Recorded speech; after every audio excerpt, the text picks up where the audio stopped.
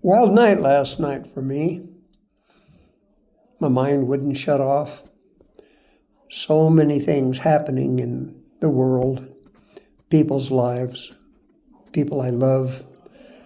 There's so much chaos. There's so much noise. I was sitting on the edge of my bed this morning and I was thinking about how did we get here? I have a couple thoughts.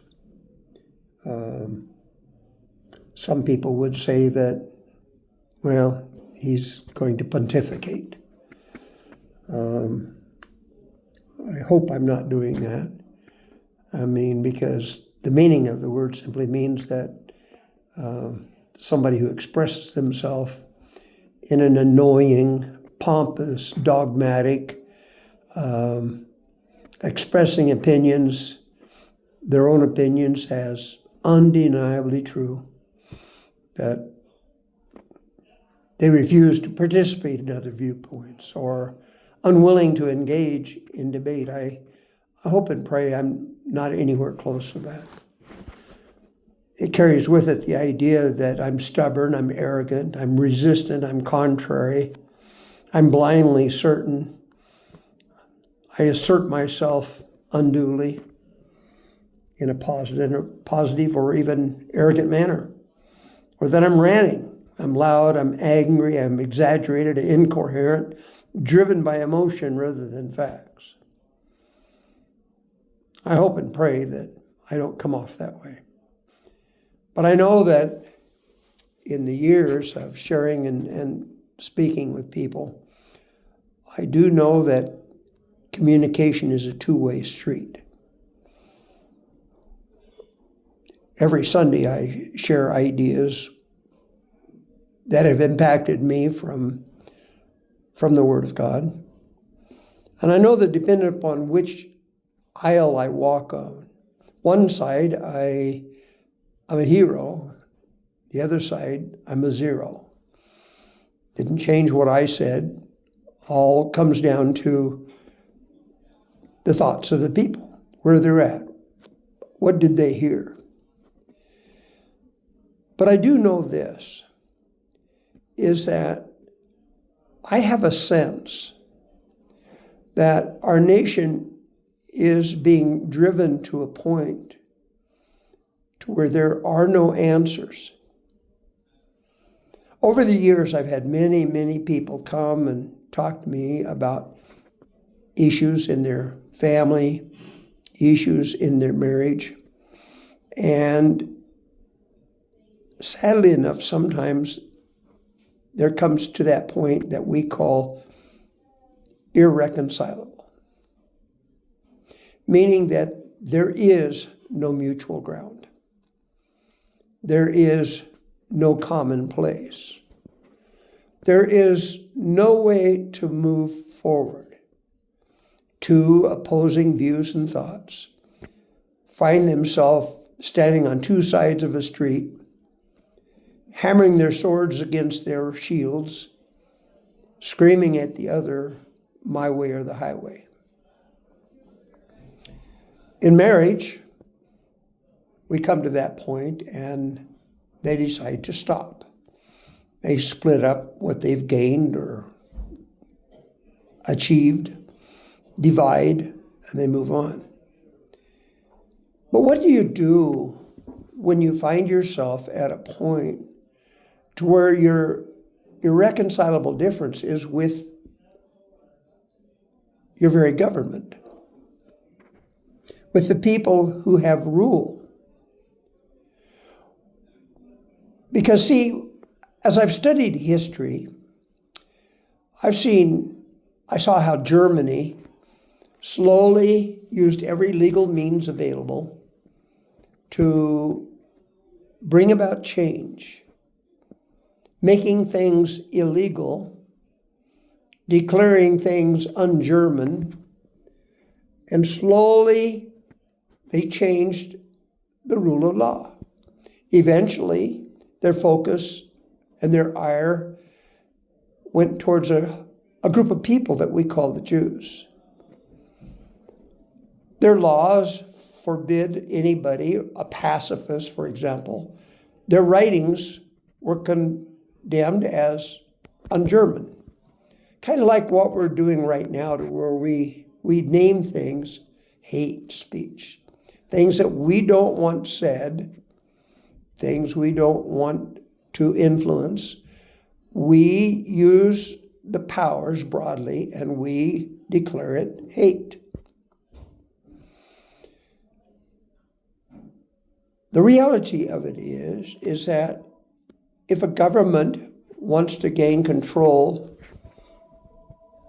of the thinking in the future, it seems interesting that we aren't looking at history and seeing times to where, as Germany did, they required all children to be registered as children of the state.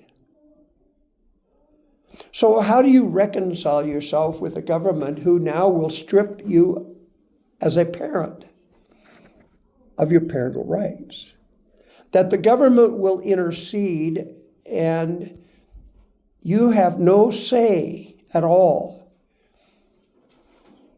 between the child's state, called the government, who now will allow the child to have laws passed, stripping you of all parental responsibilities and rights.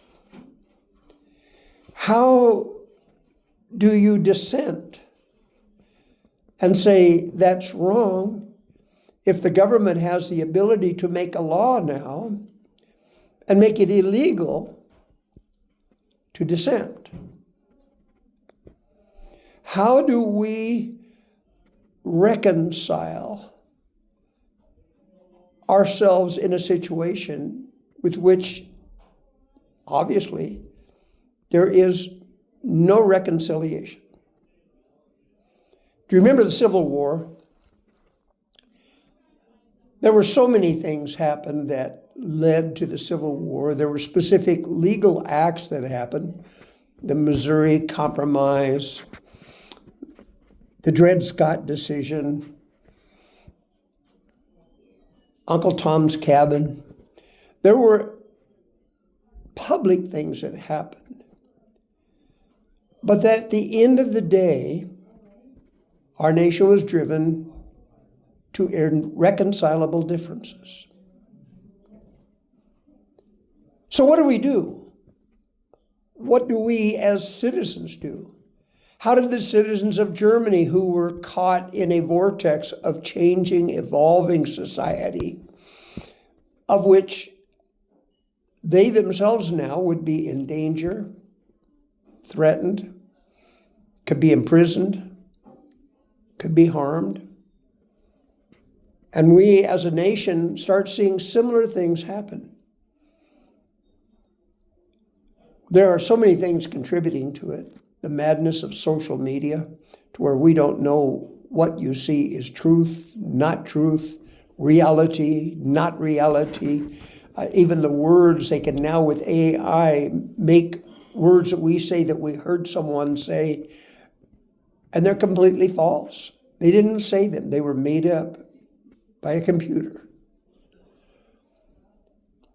But I do know this much.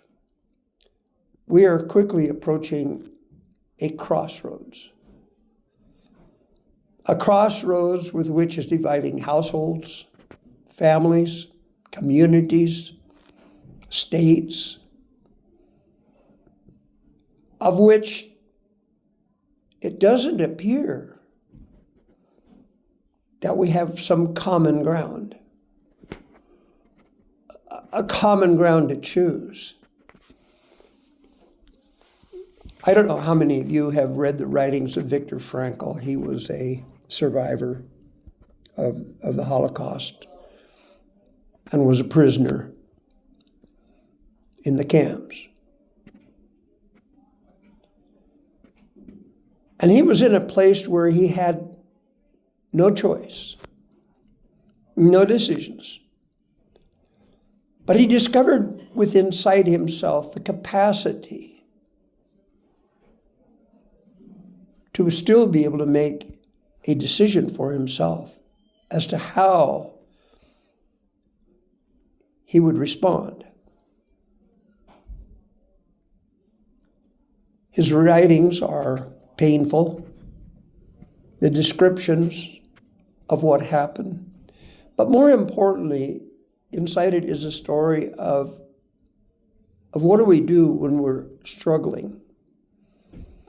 How do we deal when you're asking questions, you're making statements, and you're dismissed? You're literally dismissed as ignorant, pompous, dogmatic. When there's no longer exchange of ideas and acknowledgement of one another's thoughts and feelings, when we can no longer talk to one another and express ourselves, and at least acknowledge one another's humanity, that we're left with anger and dismissal. I think this is what's happening with us in community. That they only want to hear you if they first determine that you're in agreement with their political view. Because immediately, based upon our statement of our politics, we're either accepted or dismissed. The truth of the matter is that some of us are conservative, some of us are literal, some of us are far right and far left knuckleheads. The truth of the matter is that politics means nothing. Years ago, I realized that there was so much harm in this thing called politics. I chose to try to position myself as an independent. It's not been very good because as an independent and being a conservative, people immediately align you with things that you don't believe or agree with or concur with. It just means that you are trying to independently assess things and make rational decisions. I don't have answers. I found myself in the riots in the 70s coming out of the war as a policeman, getting hurt, following orders with which I didn't necessarily agree with, but having taken an oath, I did enforce them to the best of my ability. The reality of it is how did we get here? How do we go forward? At what point in time do we see each other through the eyes of our humanity? And when do we start listening again? When we stop listening and we just go on and on, I think we all might sound, going back to the word that I started with, sound like we're pontificating. We're annoying. We're dogmatic. We hold our opinions as undeniably true. We refuse other viewpoints. And we're unwilling to engage in fair exchange of ideas and debate. We're unwilling to change in the face of evidence. We're stubborn. We're arrogant. We're resistant. We're blindly certain. All those things that we throw at one another, we all may be guilty of. And therein lies, if you have two people who are truly pontificating, ranting at one another, loud, angry, exaggerated statements, incoherent, driven by emotion rather than facts, we're approaching the moments of irreconcilable differences all too rapidly. And that fills this old man with a lot of concern about what that means for the future of the people. Now, as a conservative and as a Christian, all these things were spoken about. I'm not surprised. I'm not surprised. Nothing about chaos, disorder, emotion surprises me. Saddens me. Frustrates me. I want to do something, but all I can do is talk and ask us to say, can't we just speak together? Can we try to understand? You know, there was a statement that was running around in the 70s when I was a young man.